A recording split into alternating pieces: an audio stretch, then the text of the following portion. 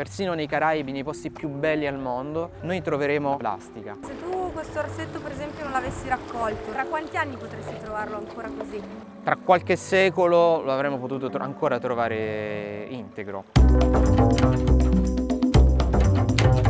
Sono Enzo Suma, sono il fondatore di Archeoplastica. Già in questo piccolo tratto abbiamo un po' un esempio di quello che il mare ci restituisce. Da circa 5 anni raccolgo plastica in spiaggia, ma soprattutto conservo e metto da parte quelle plastiche che sono vecchie e vecchissime degli anni 70, addirittura anche degli anni 60, per mostrarli e far capire alla gente che la plastica dura tantissimo.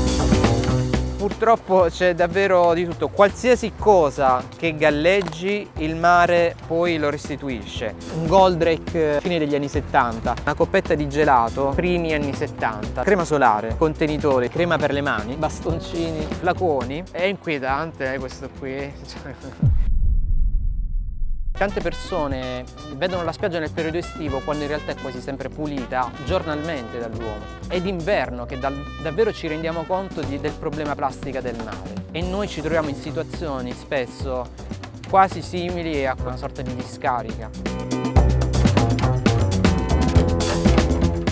Io sicuramente sono tra i maggiori raccoglitori nella zona della Puglia, però adesso si è creata una rete di raccoglitori che si trovano anche in altre regioni d'Italia. Io leggo, scusami ma lo sai che questo è arrivato adesso?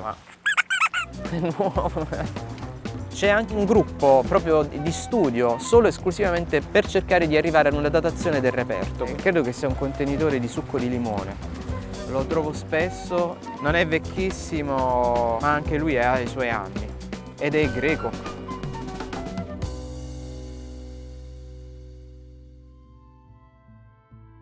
Anche se siamo in un posto dove il mare è fantastico, il mare è pulitissimo, cristallino, la plastica è un qualcosa che noi possiamo toccare con mano in qualsiasi posto del mondo. Molto spesso capita che vengono insabbiati, quindi li troviamo nascosti, magari anche per un tot di anni, anche sotto la sabbia o anche addirittura sotto al fondale. Magari arriva una mareggiata, soprattutto nel periodo invernale dove ci sono le grandi mareggiate, lo rimettono in circolo, galleggia e le correnti lo portano ovunque. Persino nei Caraibi, nei posti più belli al mondo, noi troveremo plastica, quasi sempre si tratta di contenitori. È un qualcosa che è legato al nostro modello di consumo attuale. Qui è una piccola scarpa di un bambino. Il polistirolo, che chiaramente è molto leggero. Da quando abbiamo iniziato a produrre la plastica in maniera massiva, noi comunque la osserviamo sulle nostre spiagge ancora in perfetto stato.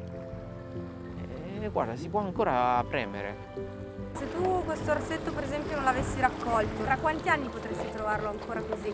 Tra qualche secolo lo avremmo potuto ancora trovare integro. Si è creata una sorta di abitudine. Ci siamo abituati a vedere la plastica in spiaggia, è diventato quasi un oggetto della spiaggia, e quindi ci sentiamo forse anche un po' meno invogliati a raccoglierla. Purtroppo noi siamo grandi consumatori di acqua in bottiglia e poi chiaramente ce li ritroviamo in spiaggia. Le microplastiche sono davvero il principale problema proprio della plastica.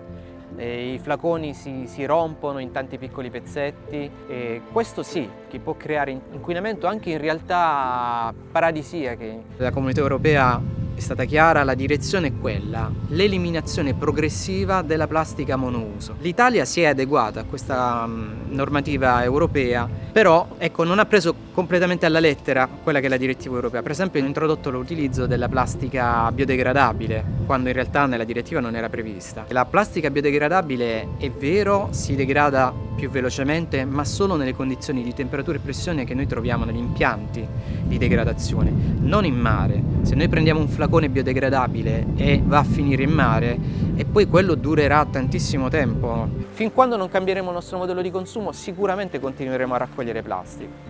Anche perché più passano gli anni, paradossalmente aumenta la produzione di plastica e aumentano le possibilità che anche accidentalmente la plastica poi finisca in mare.